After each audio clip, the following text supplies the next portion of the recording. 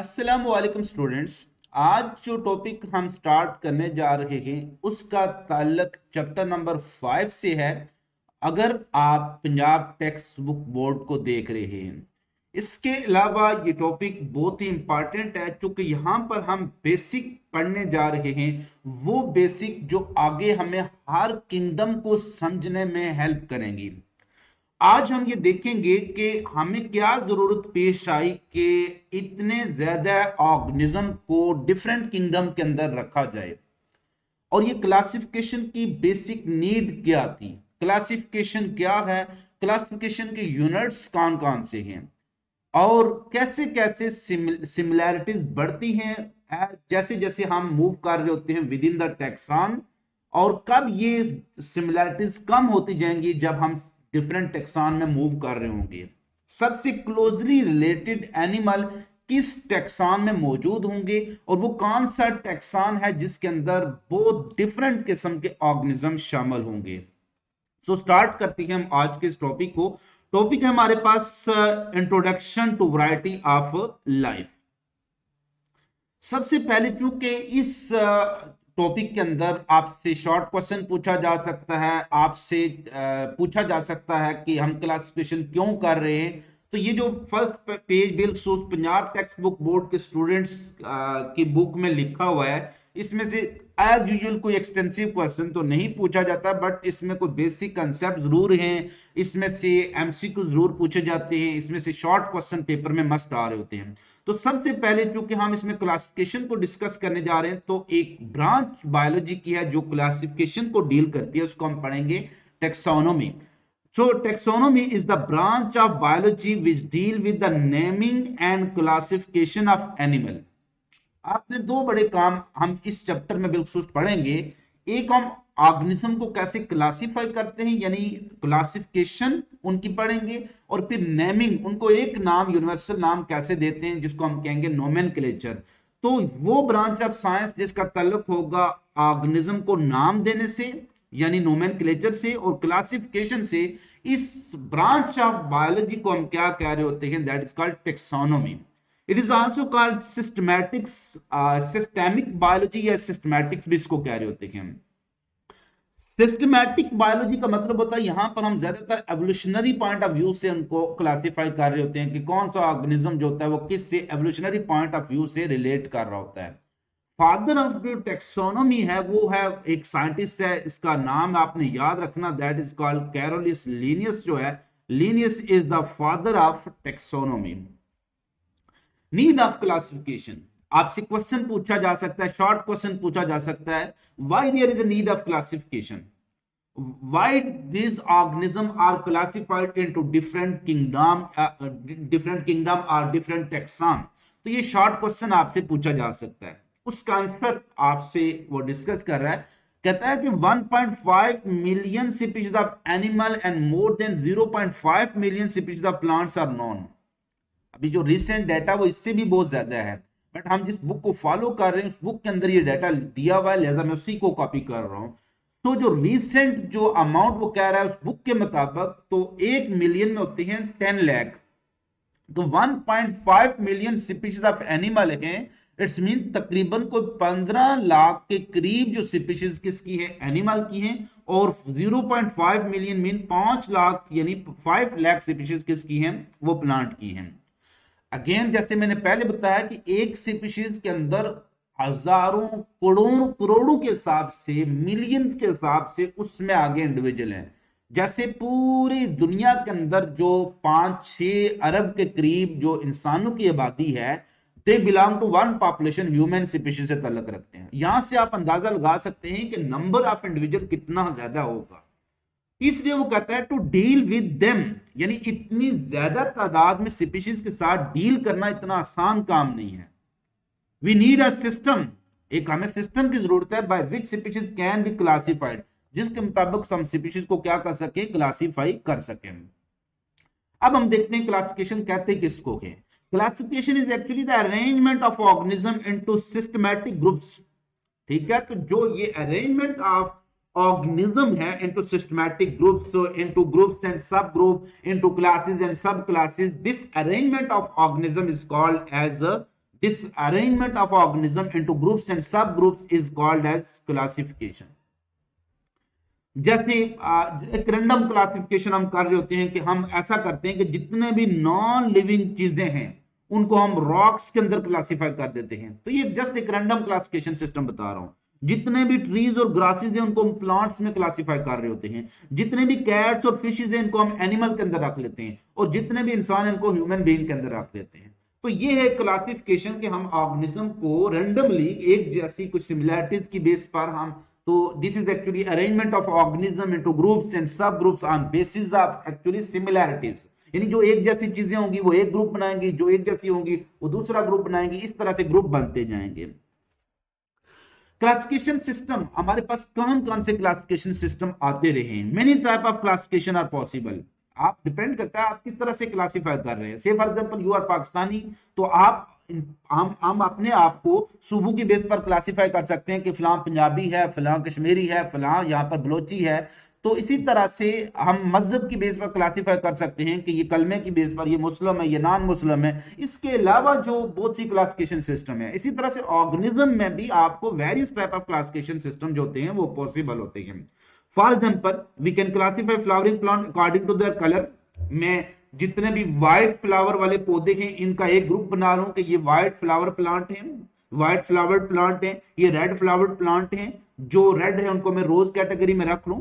So height की base पर ये टॉल प्लांट है, ये शॉर्ट प्लांट है, या एनी अदर करेक्टर, किसी दूसरे करेक्टर की बेस पर आप रख सकते हैं। ये फूल वाले हैं, ये फलों वाले हैं, ये फलों के बगैर हैं। तो कोई भी आप रैंडम क्लासिफिकेशन सिस्टम रख सकते हो, बट ये रैंडम चीजें साइंस में कभी काम नहीं आती हैं। उसकी रीजन ये है कि अगर आप इस तरह से रैंडमली क्लासिफाई कर रहे होते हैं तो दुनिया को क्या पता चलेगा कि आप किस चीज पर स्टडी कर रहे हैं। तो एक इंटरनेशनल सिस्टम जरूर होना चाहिए जिसके मुताबिक हम ऑर्गेनिज्म को क्लासिफाई करें और जो इंटरनेशनली एक्सेप्टेड हो। When I am talking about I have searched on gymnosperm, it's mean all over the world this term is recognised that I am doing work on gymnosperm non-vascular naked seeded plant. So you must have some scientific system for classification. Again वो कहता है but this type of classification not meaningful. जैसे मैंने आपको बताया ये जो common classification system है इतनी मीनिंगफुल नहीं है, because it doesn't give any information about the similarities and differences among different species. मैंने तमाम सफेद कलर के इंसानों का एक ग्रुप बना लिया, दीज आर व्हाइट पीपल। मैंने तमाम ऐसे लोग जिनका कलर है, कलर्ड लोगों को मैंने कहा दीज आर ब्लैक पीपल। तो ये कोई बेसिक डिफरेंसेस उनके दरमियान नहीं बता रहा होता है। तो सो ये जो मीनिंगफुल नहीं होता है इसमें। जैसे ये आपके पास एक रैंडम क्लासिफिकेशन है, ये एक पूरे का पूरा सिस्टम, ये ओवरऑल हमारे क्लासिफिकेशन है। कुछ मोसिस हैं, कुछ लिवर वर्ड्स हैं, ये प्लांट की डिफरेंट क्लासिफिकेशन का एक चार्ट बना हुआ है। तो इसको हम यहाँ पर इतना ज्यादा डिटेल में डिस्कस नहीं करेंगे। अब हम देखते हैं कि हम साइंटिफिकली अगर ऑर्गेनिज्म को क्लासिफाई करने जा रहे हैं तो बेसिस ऑफ क्लासिफिकेशन क्या होंगी। जैसे मैंने पहले आपको एग्जांपल एक बता दिया है कि हम पाकिस्तान में रहने वाले लोगों को क्लासिफाई कर सकते हैं किस बुनियाद पर, हम सूबे की बुनियाद पर, किस बुनियाद पर, हम लिसानियत जुबान की बुनियाद पर। ये सराइकी लोग हैं, ये पंजाबी हैं, ये पुश्तो हैं, पख्तून हैं। तो बेसिस ऑफ क्लासिफिकेशन बड़ी जरूरी होती है। आप किस बेस पर बात कर रहे हैं। हम एक मुल्क की बेस पर सारे पाकिस्तानी हैं, बट हम सूबे की बेस पर, हम फिर उस बेस पर हमारी जो डिवीजन शुरू हो जाती है, तफरका शुरू हो जाता है। तो so all organism are related to one another at some point in their evolutionary histories. जैसे अगर हम पाकिस्तानियों की बात करें, हम इवन इंडिया के लोगों की बात करें, तो हम किसी न किसी तरह से सब लोग एक ही हैं। क्योंकि यहां पर मैं रिलीजन की बेस पर बात नहीं कर रहा हूं कि हम रिलीजन की बेस पर एक हैं, क्योंकि वो जो इंडियन कुछ लोग हैं वहां पर भी मुस्लिम भी हैं, हिंदुइज्म भी है, वहां पर दूसरे रिलीजन भी मौजूद हैं। पाकिस्तान में भी डिफरेंट रिलीजन मौजूद हैं। मैं सिर्फ उनकी ओरिजिन की बेस पर, मैं उनकी लोकेलिटी की बेस पर बात कर रहा हूं कि इंडियन और पाकिस्तानी सबका क्या है, वो एक दूसरे से सिमिलर हैं। क्योंकि शुरू से उनका एक ही रहन सहन था, एक जगह पर वो रहते थे, तो उनकी लोकेलिटी एक जैसी थी।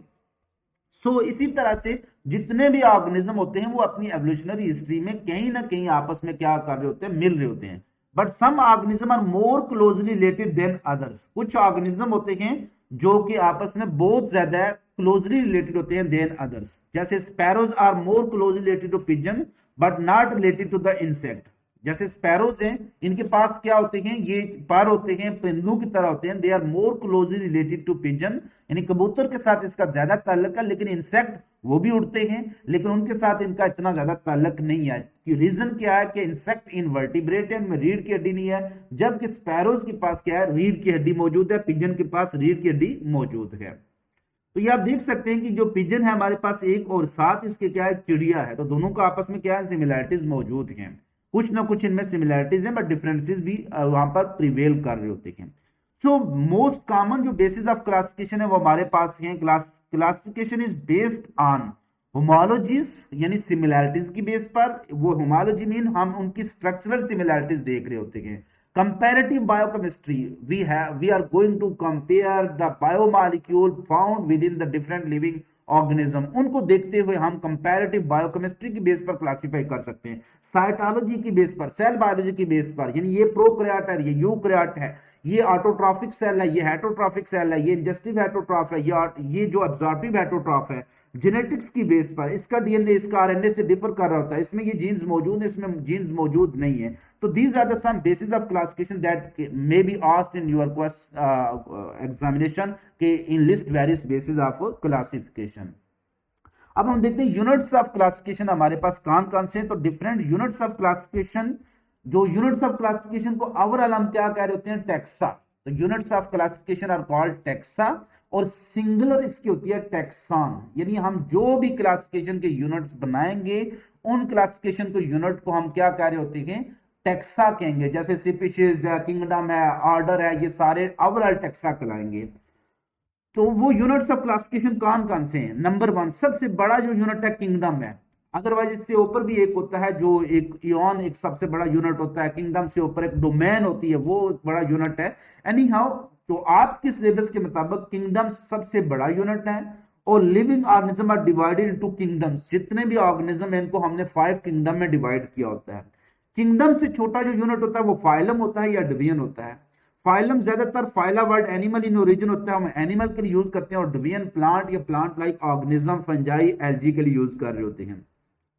फाइलम से छोटा यूनिट जो होता है वो क्लास होता है, और फाइलम जो होता है वो उसको हम क्लासिफाई करते हैं इनटू डिफरेंट क्लासेस। अब देखें कि जितने ऑर्गेनिज्म जिनके दरमियान कॉमन पॉइंट हैं तो उनको एक किंगडम में रखेंगे, लेकिन थोड़ी सी डिफरेंसेस आ गए तो उनके फाइलम डिफर कर जाएंगे। फिर फाइलम के अंदर अगर उनमें डिफरेंसेस आ रहे हैं तो उनकी क्लास डिफर कर जाएगी। क्लास से छोटा यूनिट ऑर्डर। अब क्लास में ऑर्गेनिज्म जो डिफरेंसेस आएंगे तो जो एक जैसे होंगे सिमिलर वो एक ऑर्डर बनाएंगे, और जो डिफरेंट होंगे वो डिफरेंट ऑर्डर बनाएंगे। और ऑर्डर के नीचे होता है फैमिली, और फैमिली के नीचे जीनस, और जीनस के नीचे स्पीशीज मौजूद होती है। तो ये डिफरेंट यूनिट्स ऑफ क्लासिफिकेशन। अब याद रखना कि जितना ऑर्डर लोअर होगा उसमें सिमिलैरिटीज ज्यादा होंगी, और जितना कोई ऑर्डर या टेक्सॉन हायर इन रैंक होगा उसमें डिफरेंसेस ज्यादा होंगे। इट्स मीन कि more similar organism are included in species and more different organism are included in kingdoms. इसी तरह से हर एक जो अबव ऑर्डर है वो रिलेटेड लोअर ऑर्डर को इंक्लूड करता है। जैसे kingdom include related phylum, phylum include related class, class include related order, order include related families, families include related genera, and genera include related species. So ये एक different हमारे पास एक domain आ जाती है, डिफरेंट जो सिमिलैरिटीज वाइज देखें। उसके बाद हम देखते हैं स्पीशीज क्या होती है। स्पीशीज के लिए पहले भी इसको हम डिफाइन कर चुके हैं चैप्टर नंबर 1 के अंदर। A species is a group of natural population.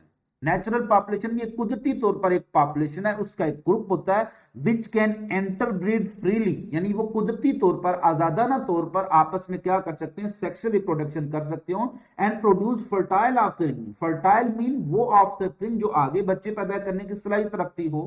So species is a group of natural population which can interbreed freely and produce fertile offspring but are reproductively isolated from all other such group in nature। इसका मतलब यह है कि इस species के member इनसे मिलते जुलते किसी दूसरे ग्रुप से रिप्रोडक्टिवली आइसोलेटेड में मीन उनके साथ रिप्रोडक्शन नहीं कर सकते। जैसे हम बात करते हैं कि जो कैट है वो डिफरेंट कैट और टाइगर आपस में, बंगाली कैट और टाइगर तकरीबन मिलते जुलते हैं, सिमिलर हैं, बट वो आपस में रिप्रोड्यूस नहीं कर सकते। इसी तरह से डंकी है, म्यूल है, ये आपस में सिमिलर हैं, वो आपस में रिप्रोडक्शन नहीं कर सकते।